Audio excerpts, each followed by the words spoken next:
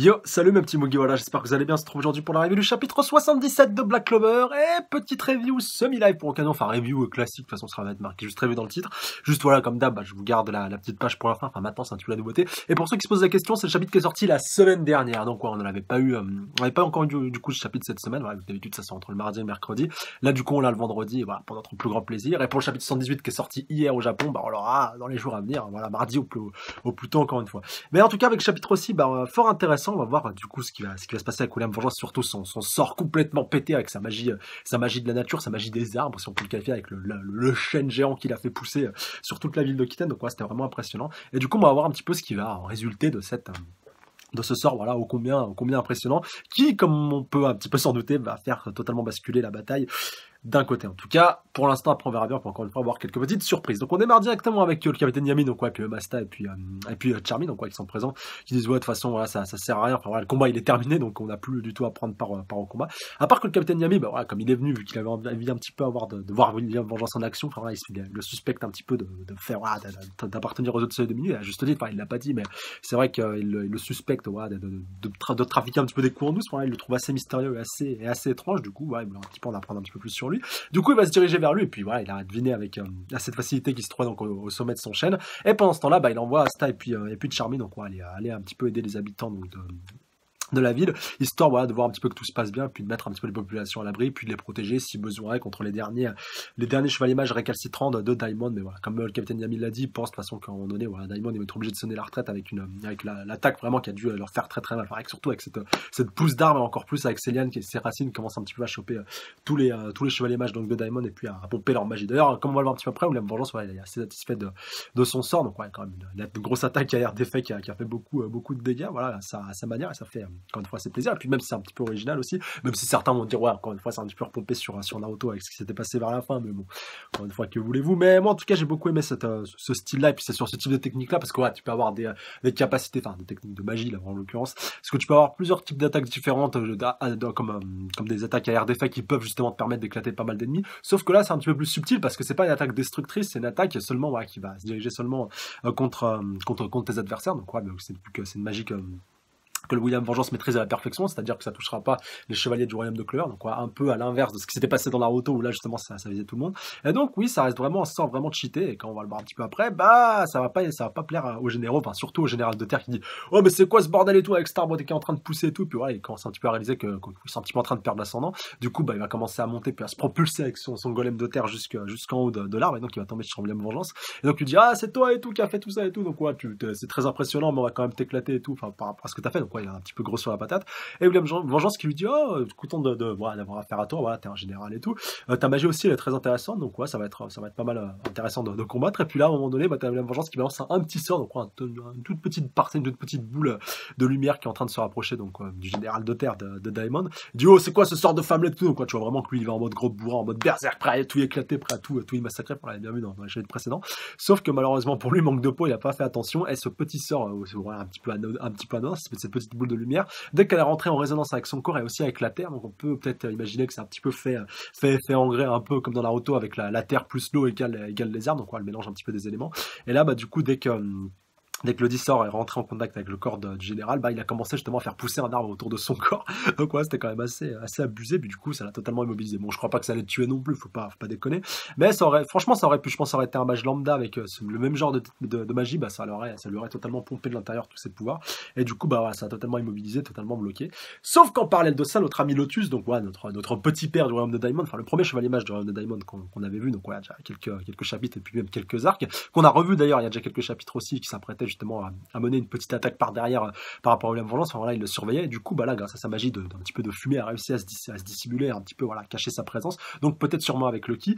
Et donc il voulait un petit peu s'en prendre à William Vengeance par derrière, et du coup comme il venait de s'occuper à cet instant précis, à cette seconde T vraiment du général, bah, il n'a pas pu l'anticiper, sauf que le capitaine Yami lui aussi s'est pointé avec son ki, a bien réussi à dissimuler sa présence et a réussi à le contrer in extremis et à le repousser. Donc ouais, même si dans un premier temps voilà, Lotus il est vraiment intéressant quand tu es un petit peu en train de peser de pour et le contre, vu que justement son général disait nous on connaît pas, nous les chevaliers de Daimon on connaît pas le mot retraite et tout, on ne capitulera jamais. Et voilà, même Lotus après il dit ouais voilà, moi non plus voilà, faut que je sois du même un petit peu dans le même élan que mon général, faut pas que je connaisse le mot retraite. Et finalement bah il dit allez retraite, et puis donc voilà, t'as tout T'as plein de chevaliers mages donc soignants qui viennent récupérer le général, et puis donc voilà, t'as le Tusk qui les emmène loin avec sa fumée, donc ouais, qui est un petit peu matérialisé comme des véhicules et tout. Et donc ouais, c'est la retraite qui commence à s'annoncer pour les chevaliers de Diamond. Mais tous les généraux n'ont pas encore été vaincus, et ça va nous permettre de revenir justement sur un combat qui avait un petit peu commencé il y a déjà quelques chapitres, avec donc Yuno contre Yuno déjà qui a affronté ce général-là, le général de terre, et là il était en train de affronter le général de foudre. Et en l'occurrence, contre celui-ci, le combat va continuer, et heureusement pour lui, va tourner à son avantage. Bon, après c'est vrai que certains vont dire ouais, Yuno il est complètement pété, ça y est, il est capable de tenir tête à un général. Genre, il pourrait affronter le Capitaine Yami d'égal à égal.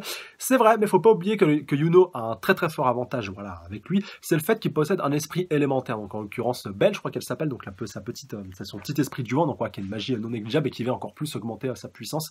Et quand tu sais que le gars a déjà un génie à la base, qu'il a eu en plus un grimoire avec le trèfle à 4 feuilles, et en plus a eu un esprit élémentaire, donc, c'est pas rien, et du coup, c'est normal qu'il soit aussi puissant et aussi cheaté aussitôt.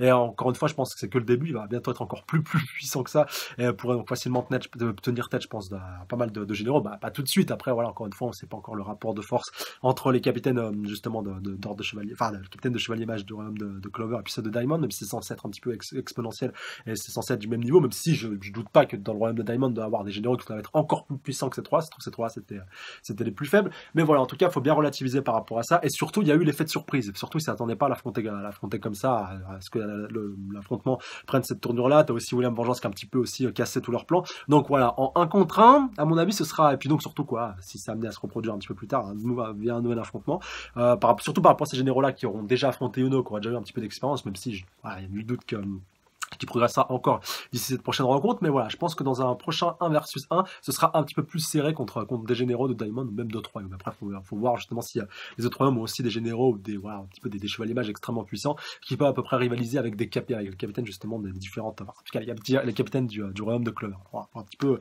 aussi souligner ce point-ci. Et donc, comme je vous disais, par rapport à Yuno, donc il est vraiment balade, il s'est vraiment éclaté, donc le vent contre la foudre. Aussi, comme c'était dans Naruto par rapport aux éléments, le vent a aussi un avantage par rapport à la foudre. Enfin, en tout cas, dans Naruto, c'était comme ça. Alors peut-être que dans Black Clover, c'est aussi comme ça. Faut voir, même si c'est vrai qu'il a aussi l'avantage par rapport à la Terre, mais bon, il n'a pas eu trop le temps d'affronter le général de Terre, mais quand même. Et du coup, il arrive à s'en tirer sans trop de difficultés. Il arrive, vraiment, encore une fois, à se balader.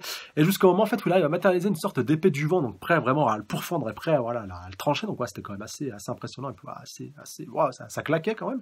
Et voilà, surtout, t'attends pas à voir ça aussitôt, même si on n'a pas vu justement le général de foot commencer à cracher du sang. Bref, faut voir, si c'est une attaque seulement au niveau interne et au niveau, pour couper un petit peu sa magie, si c'est vraiment une attaque physique qui va vraiment lui faire mal et qui va vraiment désintégrer et puis détériorer son corps, faudra voir. Mais en tout cas, c'était une attaque fort plaisante, fort belle à voir, et du coup, qui salue toute l'expérience de Yuno, d'ailleurs, au plus grand dame d'Asta. Bon, voilà, après, il est un petit peu impressionné, il est un petit peu content aussi de voir ça. Et il dit, waouh, quand même, il a pas mal progressé, Yuno, et tout, il est trop fort, il est trop stylé, il est trop puissant et tout. Et donc, voilà, ça fait super plaisir de voir toute cette mise en scène, et du coup, ça nous permet de voir la fin de ce chapitre. Donc, comme je vous disais, Yuno qui a pris l'ascendant, donc c'est là au fait que j'ai arrêté la lecture, donc 2 pages avant la fin. Et donc elle lui dit oh super et tout, donc par rapport à cette attaque, donc c'est juste le plus fort qui gagne, donc il fait écho aussi à ce titre de ce chapitre. Donc et puis Asta donc qui assiste à tout ça. Et donc au final en arrière-plan qui dit il l'a eu en un seul coup, donc one shot. C'est vrai qu'un général vraiment shooter en one shot, c'est vrai que ça fait un petit peu peur, mais bon quand même il faut relativiser. Alors j'ai cru voir un petit asticot qui m'est familier. Donc déclare Yuno, donc après qu'il ait fini son combat, donc il va retrouver Asta. Qu'est-ce que tu fais ici, Asta? Donc il lui demande Yuno. En plus Asta, il était pas vraiment trop en état de combat, donc c'est vrai, c'était vraiment, je pense, pour assister à tout ça, qui voyait un petit peu le déroulement des affrontements. Alors à crapahuter et suer comme pas deux, alors que t'es salement amoché, c'est carrément dégueu, donc lui dit Yuno. C'est le pote d'Asta, alors comme ça, il a fait son chemin parmi l'élite de l'Aube dorée. À sa place, moi aussi, je me moquerais des taureaux noirs, donc dit Finral. En plus, il est craquant, hein? C'est Finral qui dit ça? Non mais c'est quoi ces conneries? Donc si t'es dans cet état, ça veut dire que t'as encore progressé, n'est-ce pas? Donc t'as donc encore une fois Finral qui est un petit peu choqué. Et puis bon, si Asta a progressé, Yuno aussi. Et donc il lui dit je ne perdrai pas contre toi, Asta. Donc t'as la petite Belle qui est à côté de lui. Donc ça me fait pas mal penser à après je sais pas si c'est encore une fois une petite référence, mais ça me fait beaucoup penser à Puck dans Berserk. Donc en plus maintenant je les ai là-haut. Si vous avez vu mes petits snaps, vous avez vu justement l'avancée de ma magnifique collection. Donc je vous invite à aller checker, à m'ajouter sur Snap. De toute façon vous avez tous les liens en description si vous voulez m'ajouter. Puis vous verrez les petites emplettes que j'ai fait aujourd'hui si ça vous intéresse. Et donc je vous disais la petite elfe du coup qui fait penser à Puck, un des personnages principaux qui accompagne Guts dans Berserk, le personnage personnage principal, voilà, si vous connaissez pas. Et du coup, bah voilà, qui va beaucoup, je pense, l'assister par rapport à la suite. Et donc, le sourire de Yuno, et tout, elle est totalement en train de craquer. Et donc, regardez qui, voilà, t'es devenu vraiment balèze, toi, alors. Donc, voilà, elle lui dit Asta. Et donc, bah, pareil, t'as Charmy qui est en train de craquer par rapport à Yuno. Ah, cette terre tout frais et tout. Et puis voilà, surtout qu'il l'avait sauvé précédemment. Donc, rappelez-vous, durant l'arc de la bataille de la capitale de la sorcière. Donc, moi non plus, je ne perdrai pas face à toi, Yuno. Donc, voilà, au final, pas grand chose de nouveau, à part le fait qu'ils continuent un petit peu d'affirmer leurs convictions. Ils reconnaissent mutuellement leur pouvoir, car ce sont des rivaux. Et donc, voilà, ça fait super plaisir. Et même si Asta n'a pas fait grand chose, bon, voilà, il a fait beaucoup dans les chapitres précédents. Il a vraiment éclaté. Ah, punaise, il a vraiment éclaté. Ah, je me rappelle plus. Ah, Veto, voilà, ça fait quelques chapitres qu'on l'a pas vu, j'ai oublié son nom. Non, mais voilà, quand même, les deux, ils ont bien brillé, même si, encore une fois, Yuno a un petit peu l'ascendant par rapport à ça, et c'est un petit peu normal. Il faut toujours que le rival ait un petit peu une longueur d'avance. Ça part un peu comme Vegeta au début dans Dragon Ball. Pareil avec Sasuke dans Naruto, en tout cas, pendant très très longtemps.